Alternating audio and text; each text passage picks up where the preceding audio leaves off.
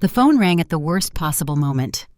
Emma and I were elbow-deep in cookie dough, flour dusting her dark curls as she giggled at my attempt to crack eggs one-handed while answering my cell. "Sarah Mitchell speaking?" I said, tucking the phone between my ear and shoulder. "Sarah, thank God." My boss's voice was tight with panic. "The Meridian account is imploding. They're threatening to pull out completely. I need you on the next flight to Seattle." I watched Emma carefully measuring vanilla extract, her little tongue poking out in concentration. At 8 years old, she took every task seriously, a trait that both broke my heart and filled me with pride. Life had taught her early that nothing could be taken for granted. "When?" I asked, though I already knew the answer. "Tonight, if possible. Tomorrow morning at the latest. This is a $12 million account. Sarah, I wouldn't ask if—" "I understand." I closed my eyes, mentally calculating. David was supposed to be home tonight, but his Chicago client meetings had been running late all week. "Let me make some calls. I'll get back to you in an hour." Emma looked up as I hung up. "Work trip, Mommy?" "Maybe. Sweetheart, we'll figure it out." She nodded solemnly. Emma had learned not to count on things staying the same. When she was 2, her parents, my sister, and brother-in-law died in a car accident that left her with no one but me. I was 24, single, and terrified. But I knew without question that Emma belonged with me. The adoption process had been emotional but necessary. She deserved stability and love, and I promised to give her both for the rest of her life. Now, 4 years after David and I married, we were a solid family unit. David had legally adopted Emma too, giving her his last name and his whole heart. She was our daughter in every way that mattered, except to some people who seemed unable to see past biology. "What do you mean you can't get back?" I paced our kitchen while Emma watched cartoons in the living room, trying to keep my voice low. David's exhaustion came through the phone clearly. "The Hartwell Group is hemorrhaging money on their quarterly projections. If I don't stay and fix this, we could lose them entirely. I'm so sorry. Sarah, I know the timing is terrible." I ran my hand through my hair. "My mom just had knee surgery. She can't fly out. Lisa is in Europe for her sister's wedding." "What about my parents?" I hesitated. David's parents, Richard and Catherine Parker, were complicated, perfectly polite on the surface, but there were undercurrents I couldn't quite name, small things that accumulated over time. "I don't know. David, remember last Christmas?" "What about Christmas?" "Emma got a coloring book while Sophia got an iPad. When Emma asked if she could try the iPad, your mother said it was too advanced for her." David sighed. "They're not perfect, but they're capable caregivers. And they're always saying they don't get enough time with Emma." That was true. Catherine frequently complained that we didn't include them enough, that we favored my side of the family. Maybe this could be a chance to build bridges. "It's only 3 days," David continued, "and I'll be back before you are." Against my better judgment, I found myself agreeing. "Okay, but David, you need to talk to them. Make it clear that Emma is to be treated exactly the same as they would treat Sophia." "Of course, Sarah. They love Emma." I wanted to believe that. I really did. When Richard and Catherine arrived the next morning with their overnight bags, I knelt down to Emma's level for our goodbye ritual. "Be good for Grandpa and Grandma. Okay, I'll call every night, and Daddy will be back in 3 days. Emma nodded bravely, though I could see uncertainty in her dark eyes. "I'll be okay, Mommy. I'll help with chores and everything." "You don't need to worry about chores, and sweetheart, just be a kid and have fun." "I love you more than all the stars in the sky," I whispered, hugging her tight. "Love you to the moon and back." She whispered our usual goodbye. Catherine barely looked up from her phone as she assured me, "We've got everything under control. We raised 2 boys. You know, 1 little girl will be a breeze." Something in her tone made me pause, but David was already loading my suitcase into the car. I kissed Emma one more time and forced myself to leave. On the drive to the airport, I couldn't shake the memory of my first real conversation with Catherine. Shortly after David and I got engaged, Emma had been playing with building blocks when Catherine observed, "She's a pretty little thing. Doesn't look much like either of you, though does she?" When David explained that Emma was adopted, Catherine had nodded slowly. "I see. Well, that explains it. You can always tell, can't you? There's just something different about children who aren't really yours." The comment had stung, but David had quickly changed the subject, and I'd chalked it up to generational differences. Now, watching the city fade below as my plane climbed toward Seattle, I wondered if I'd been too generous in my interpretation. Our first video call went well enough. Emma seemed quieter than usual, but reported that they'd had spaghetti for dinner and watched a movie. "Are you having fun with Grandpa and Grandma?" I asked, studying her face through the screen. "It's okay," she said with a small shrug. "Grandma says I need to remember to be grateful because not all kids get second chances like me." A chill ran down my spine. "What do you mean, sweetheart?" "Just that I'm lucky you and Daddy wanted me when nobody else did." My heart clenched. "Emma, I have to go. Mommy, Grandma says it's bedtime." The call ended abruptly, leaving me staring at a blank screen. I immediately called David. "They said what?" His voice was sharp with concern. Maybe I misunderstood. Emma might have... "No, Sarah. My mother needs to watch her words. I'll call them." But when David called his parents, Catherine insisted it was a misunderstanding. I simply reminded her to appreciate her blessings. All children should learn gratitude. The second day's call was briefer and more troubling. Emma looked tired, with dark circles under her eyes that hadn't been there when I left. "How was your day, baby?" "Uncle Tom and Sophia came over," Emma said. But there was no excitement in her voice. Usually, she loved playing with her cousin. "That sounds fun. What did you do?" "Sophia got to play with the new art set Grandma bought. I had to clean up the playroom because Grandma said I made too big a mess." "What kind of mess?" Richard's voice interrupted from off camera. "Emma, come finish your dinner. Your mother can call back later."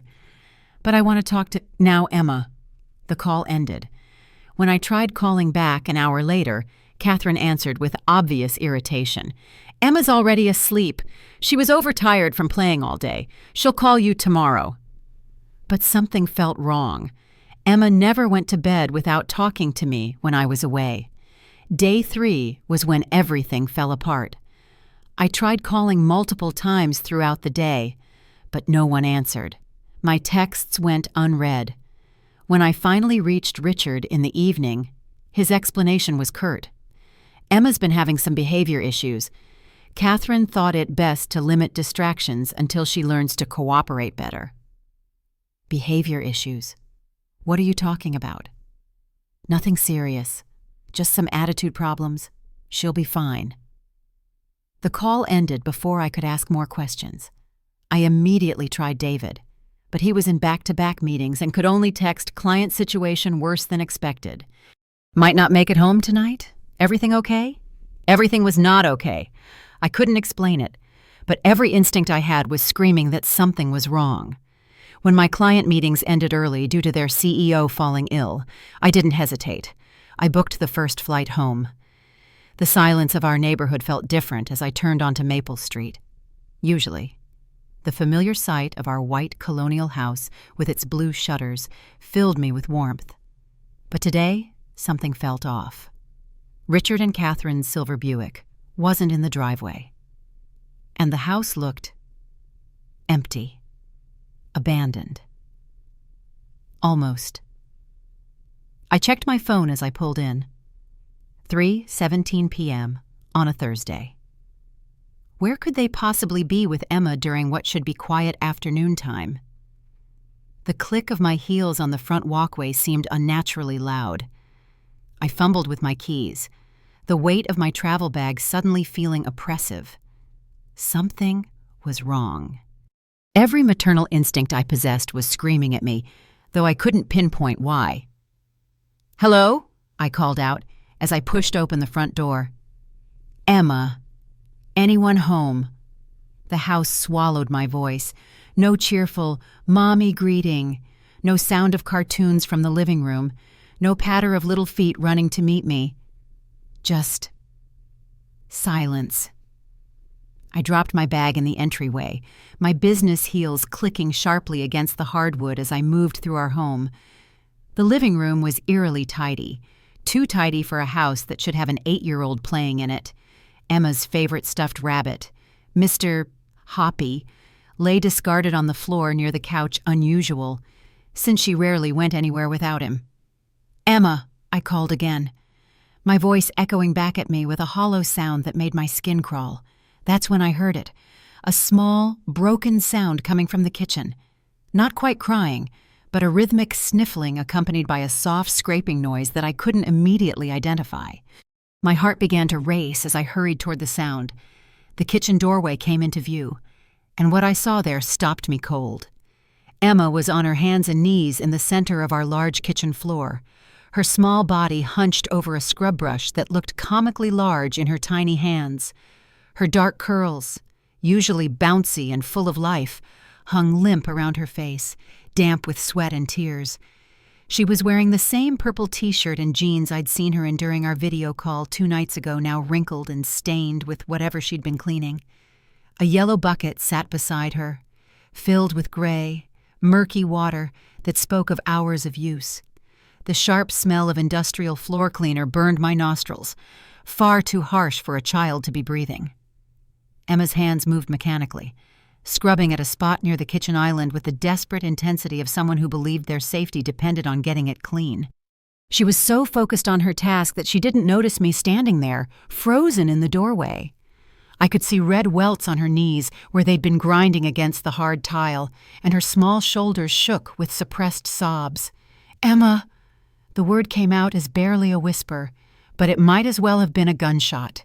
Emma startled so violently that the scrub brush flew from her hands, clattering across the wet floor.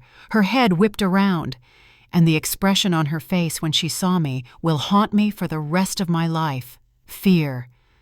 That was the first emotion I saw, pure, instinctive fear, as if she'd been caught doing something terrible. Then confusion, as if she couldn't quite process that I was really there. And finally, heartbreaking hope. "Mommy?" Her voice was so small, so uncertain. You're really here." I was across that kitchen faster than I'd ever moved in my life, my knees hitting the wet tile as I gathered her into my arms. She felt so small, so fragile, like a bird with broken wings. Her clothes were damp with cleaning solution and sweat, and I could feel her trembling against me. "Baby, what are you doing?" I managed to say, though my voice was thick with unshed tears. "Where are Grandpa and Grandma?" Emma's lower lip quivered as fresh tears spilled over. "I'm sorry, Mommy. I spilled grape juice this morning and made such a big mess. Grandma said I needed to learn responsibility, so I have to clean the whole kitchen floor before they get back." The words hit me like physical blows. "The whole floor, Emma, sweetheart. Where did they go?" She looked down at her raw, reddened hands, picking at a piece of loose skin around her thumbnail. "They took Sophia to Wild Waves Water Park," she whispered. "The one with the big slides that I always wanted to go to." My blood turned to ice. "They left you here alone." Emma nodded miserably. "Grandma said I couldn't go because I wouldn't appreciate it like Sophia would. She said—" Emma's voice broke completely.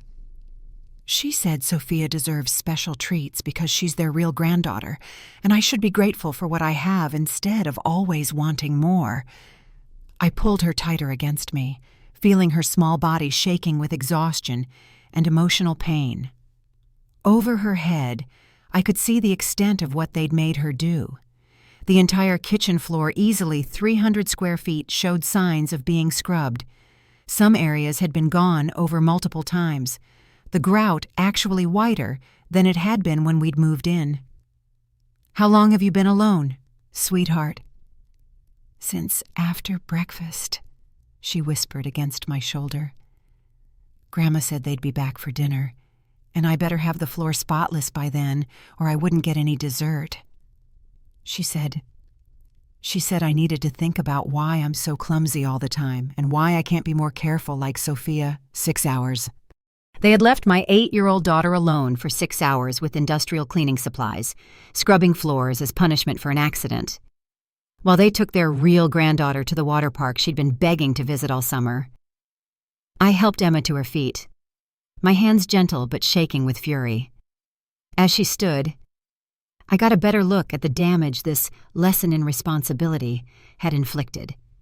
Her knees were scraped raw and already showing signs of bruising. Her small hands were not just pruned from the water. They were actually cracking and bleeding in places where the harsh chemicals had eaten away at her skin. "Let's get you cleaned up," I said, my voice carefully controlled as I led her to the bathroom. "And then you're going to tell me everything that happened while I was gone. Everything. Okay? Even if you think it might make me sad or upset." As I ran warm water and gently washed her damaged hands, Emma began to talk.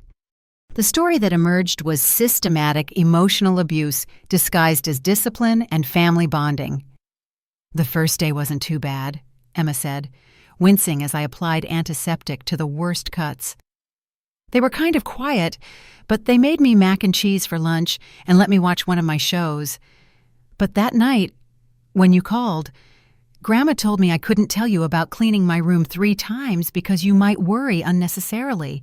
You had to clean your room 3 times. Grandma said it wasn't clean enough the first 2 times. She showed me dust on my bookshelf and said Sophia would never leave her room in such a state." Emma's voice was matter-of-fact, as if she'd accepted this as normal. "The second day was when Uncle Tom brought Sophia over. This was when the treatment had become blatantly differential. While Sophia was allowed to order her favorite pizza for lunch, Emma was given a peanut butter sandwich because that's what's appropriate for children who don't appreciate special foods, according to Catherine. When I asked if I could have 1 piece of pizza, Grandma got really mad." Emma continued. "She said I was being ungrateful, and that Sophia deserved the pizza because she knows how to say please and thank you properly. But you always say please and thank you, sweetheart." That's what I said. But Grandma said I was talking back. So I had to sit in the corner while Sophia ate. The psychological manipulation had continued throughout the day. When both girls had gotten excited and loud during a board game, only Emma was scolded for being out of control. When they'd both wanted to watch different TV shows, Sophia's choice automatically won because Sophia is our guest and knows how to make good choices. "But the worst part," Emma said, her voice dropping to a whisper, "was when Grandma took me aside before bedtime. She said that you and Daddy took pity on me because nobody else wanted a broken kid from a broken family." My hands stilled on the bandage I was applying. "She said what?" "She said I should be grateful every single day because most kids like me end up in orphanages where nobody loves them or wants them. She said the only reason I have a nice house and nice clothes is because you and Daddy felt sorry for me." I had to step into the hallway and lean against the wall, taking deep breaths to keep from screaming. When I returned, Emma was examining the large bruise on her upper arm that I'd noticed earlier. "How did you get that bruise, baby?" "Yesterday, when I was helping clear the table after lunch, I accidentally dropped one of Grandma's good plates. It didn't break, but she grabbed my arm really hard and said I was being clumsy on purpose to get attention." Emma looked at me with those big, serious eyes that had seen too much. "She said Sophia would never be so careless because she comes from good breeding." "Good breeding," I repeated, feeling sick. I asked what that meant, and Grandma said it means some families teach their children to be careful and respectful, and other families don't. Emma's innocence in repeating these poisonous words made them even more heartbreaking. "Is that true? Mommy, am I from bad breeding?" I knelt down and took her face in my hands, looking directly into her eyes. Listen to me very carefully. Emma Rose Mitchell Parker. There is no such thing as bad breeding when it comes to people. Your parents, your birth parents, were wonderful people who loved you very much. And you are not broken or clumsy or ungrateful. You are perfect exactly as you are. Oh. Then why did Grandma say those things? It was the question I'd been dreading. Because how do you explain adult cruelty to a child? How do you tell an 8-year-old that some people have small, bitter hearts that make them want to hurt others? Sometimes, sweetheart, adults say mean things when they're feeling bad about themselves. It doesn't make it right, and it doesn't make those things true. Grandma was wrong to say those things to you, and I'm going to make sure it never happens again. But Emma wasn't finished. The worst revelations were yet to come. This morning, when I spilled the juice, it really was an accident, she said earnestly, as if I might not believe her. I was trying to pour it myself to show I could be helpful, but the pitcher was heavier than I thought. It only spilled a little bit on the counter. But Grandma started yelling about how I never learn and how I'm always making messes for other people to clean up. What happened then? She made me get the bucket and the scrub brush from the garage. She said since I like making messes so much, I could clean up a real mess. She mixed up the cleaning stuff and told me I had to scrub the whole floor, not just where I spilled. The deliberate cruelty of it made my stomach turn. They'd taken a simple accident, the kind every child makes, and turned it into hours of physical labor with dangerous chemicals. When I asked if I could come to the water park, Grandma laughed. Emma continued. She said water parks are for children who deserve fun, not children who make extra work for everyone. She said Sophia would appreciate the day because she's their real granddaughter, and I should be happy I got to stay home and learn something useful. How long were you cleaning before I got home? I started right after they left. Grandma said the floor better be spotless when they got back. Or... Emma's voice trailed off. Or what, sweetheart? Or they might have to tell you and Daddy that I'm too much trouble to take care of anymore. The threat hung in the air between us like poison. They had used an 8-year-old's deepest fear abandonment to ensure her compliance with their abuse. After getting Emma settled with a warm bath and some crackers, she was too upset to eat anything substantial. I sat on the edge of our bed and called David. My hands were shaking so badly I could barely dial. He answered on the first ring. "Hey, babe. How's everything? I'm about to board my flight home." "David, I need you to sit down." The tone of my voice must have alerted him because his response was immediate and sharp. "What's wrong? Is Emma okay?" I told him everything, every detail of what I'd found, every cruel word that had been said to our daughter, every hour she'd spent alone and afraid in our own house. As I spoke, I could hear David's breathing getting heavier, more labored. When I finished, the silence on the other end was so complete, I thought the call had dropped.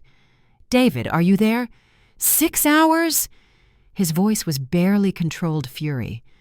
They left our 8-year-old daughter alone for 6 hours while they took Sophia to a water park.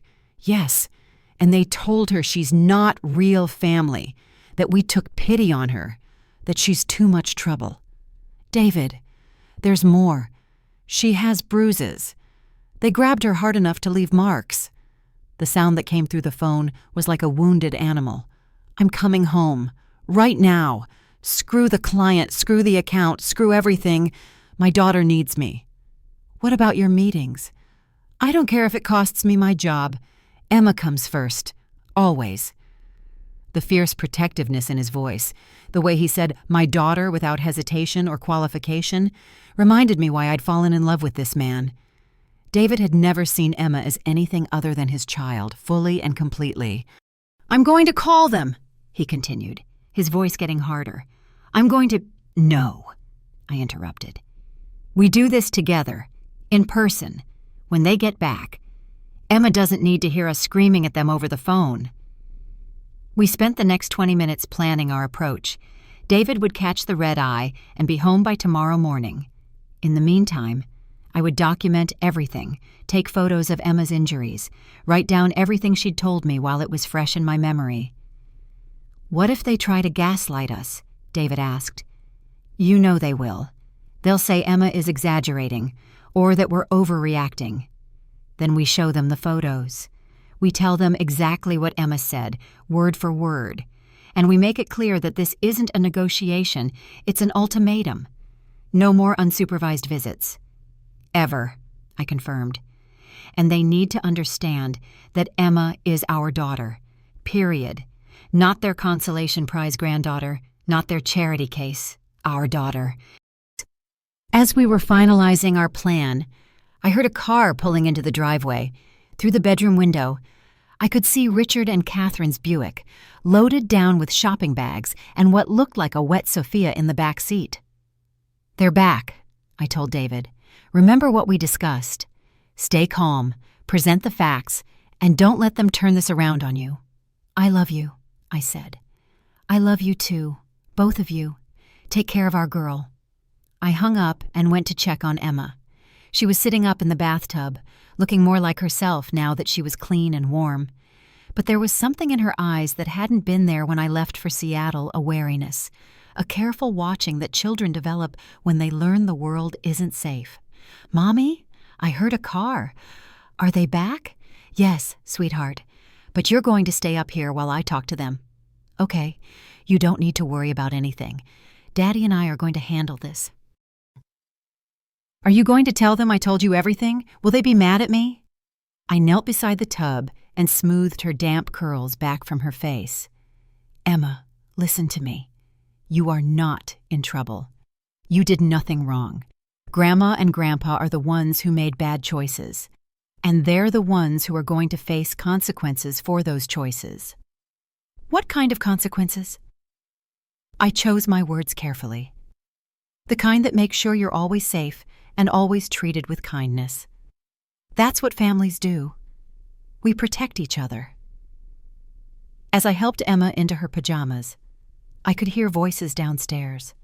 Catherine's laugh, bright and false. Richard saying something about traffic. Sophia's tired voice asking about Emma. They sounded like people coming home from a lovely family outing, like people who hadn't just abandoned a child for 6 hours after hours of systematic emotional abuse. "I want you to stay in your room while I talk to them," I told Emma as I tucked her into bed with Mr. Hoppy. "If you need anything at all, you call for me. Okay. Will you come back and tell me what happens?" "I promise." I kissed her forehead and headed downstairs, my heart pounding with a mixture of fury and determination. Richard and Catherine Parker were about to learn what happened when you hurt my child. The battle lines were drawn, and I was ready for war. The front door burst open with laughter and excited chatter. Catherine entered first, carrying bags emblazoned with the Wild Waves logo. Behind her came Richard, with a tired-looking Sophia on his shoulders. None of them noticed me standing in the living room until I cleared my throat. Catherine jumped, clutching her chest. "Sarah." "Good heavens, you scared me. What are you doing home?" "Where's Emma?" Richard asked, looking around as he lowered Sophia to the ground. "Emma is upstairs," I said, my voice steady despite the fury coursing through me. "She's resting after spending 6 hours scrubbing the kitchen floor alone in an empty house." Catherine's face flickered with something guilt, perhaps, or simply annoyance at being caught. "Oh, don't be so dramatic. She made a mess and needed to clean it up.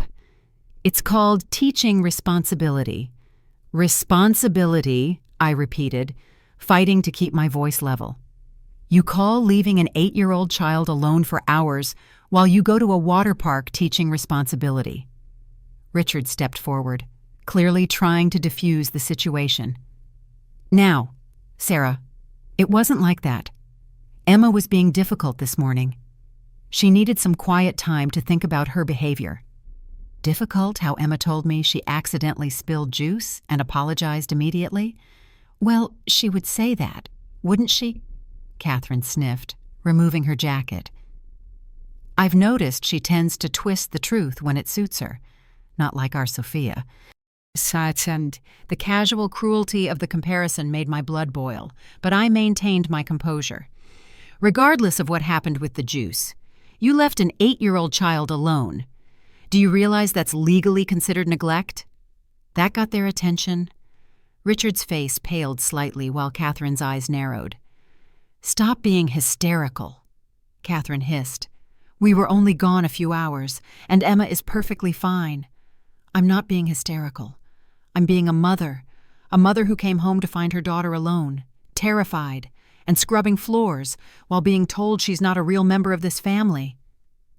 Just then, my phone rang. It was David. I answered and immediately put it on speaker. "Scott," Catherine said, her voice suddenly honey-sweet, "your wife is making ridiculous accusations." "By leaving my daughter alone for hours," David's voice crackled through the speaker, tight with controlled anger. "While you took Sophia to a water park, she needed to learn her lesson," Richard defended. "And we wanted to give Sophia a special day. What's wrong with that?" "What's wrong," David said slowly, "is that you abandoned my daughter. You neglected her. You made her feel unwelcome in her own home and unwanted in her own family." Catherine scoffed.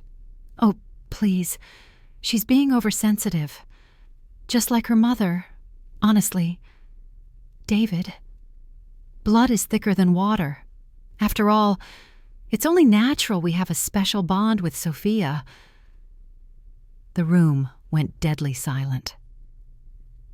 Even Catherine seemed to realize she'd gone too far. "What did you just say?" David's voice was dangerously quiet. "I just meant—" Catherine began. But David cut her off. "I heard exactly what you meant, Mom, and it's unacceptable. Emma is my daughter, not my stepdaughter, not my adopted daughter, my daughter. And if you can't treat her with the same love and respect you show Sophia, then you don't deserve to be in her life." Catherine's face contorted with indignation. "How dare you speak to me that way? After everything we've done for you, we're your parents." "And I'm Emma's parent," David replied firmly, "which means my job is to protect her, even from you." I took over then, keeping my voice calm but resolute. "Here's what's going to happen. You're going to pack your things and leave our house tonight.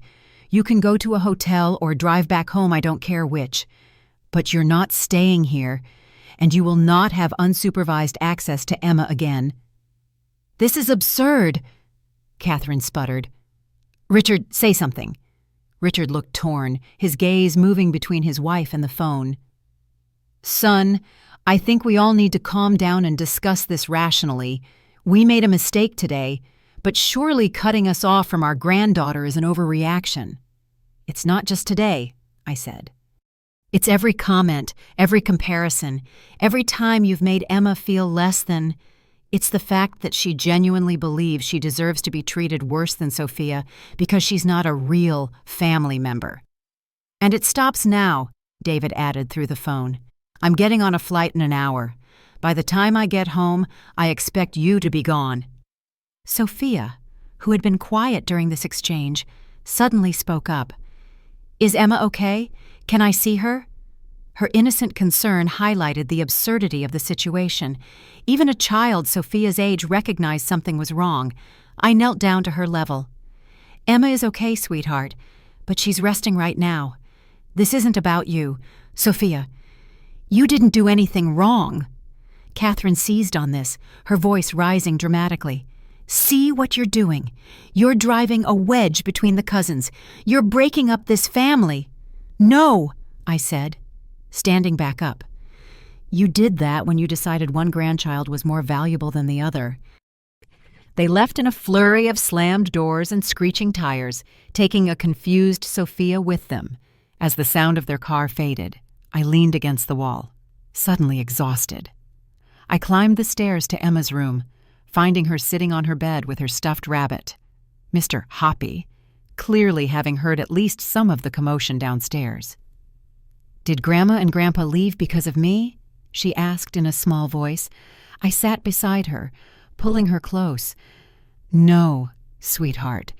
They left because of their own bad choices. None of this is your fault. Will they come back? I chose my words carefully. Not to stay with us. No. But someday, if they can learn to be kind and respectful to everyone in our family, we might see them again for short visits. Emma nodded, seeming to accept this.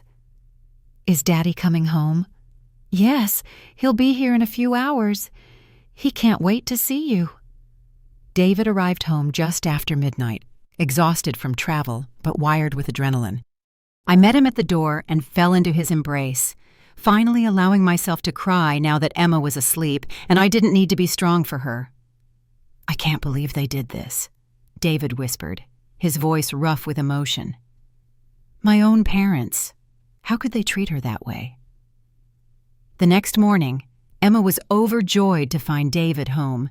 She threw herself into his arms with a squeal of delight that warmed my heart, a glimpse of her usual exuberance returning.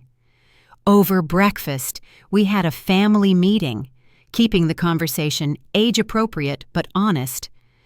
Grandma and Grandpa made some very bad choices, David explained, holding Emma's small hand in his. And when adults make bad choices that hurt children, there have to be consequences. Like when I get a timeout, Emma asked. Similar, yes, I said.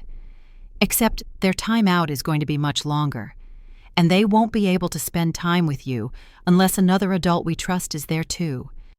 Are they mad at me? No, sweetheart, David assured her. They're probably upset about the situation, but none of this is your fault. I need you to really hear that, okay? Nothing you did caused this. We started family therapy the following week with Dr. Rebecca Chen, who specialized in adoption and blended families.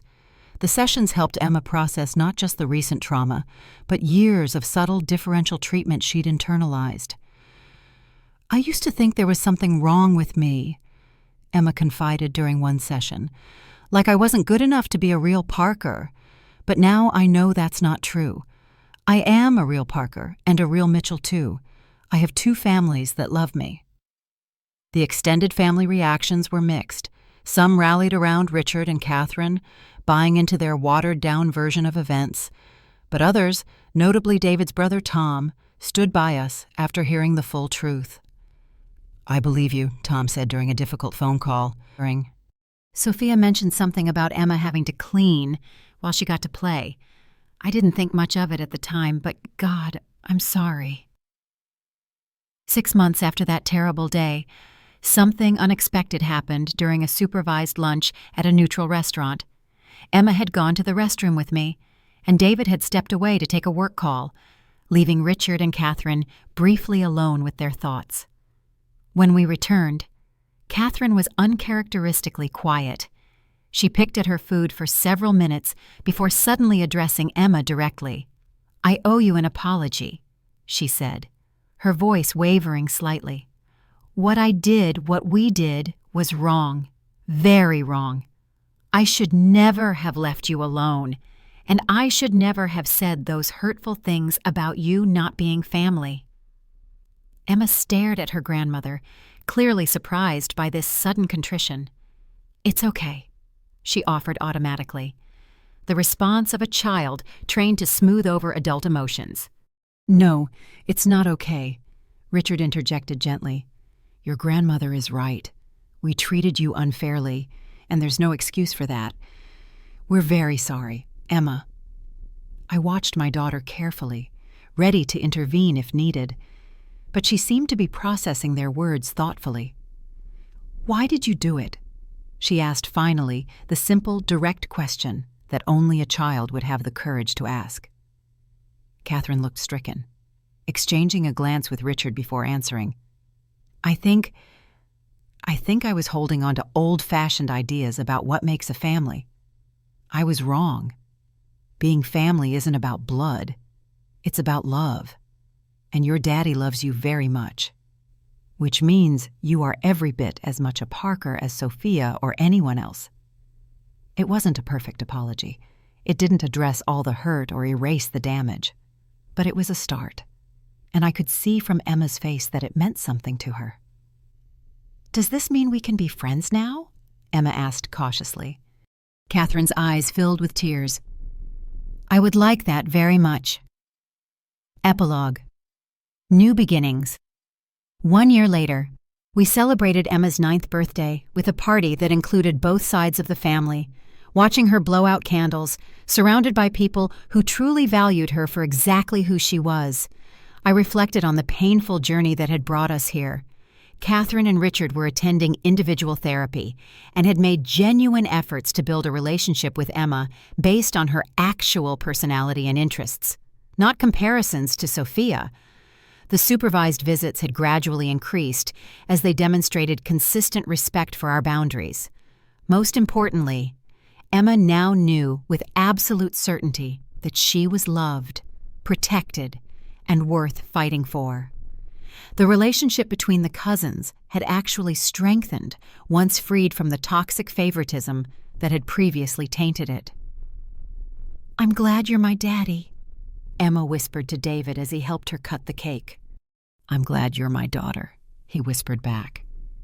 As I watched my family, my real, chosen, fiercely protective family, I knew we had done the right thing. Standing up for Emma had been difficult and uncomfortable, but it had taught her the most important lesson of all, that love isn't about blood or biology. It's about choice, commitment, and unwavering support. No child should ever have to learn that lesson through trauma, but the lesson itself was invaluable. Emma now understood that she was worth fighting for, and that knowledge would serve her for the rest of her life.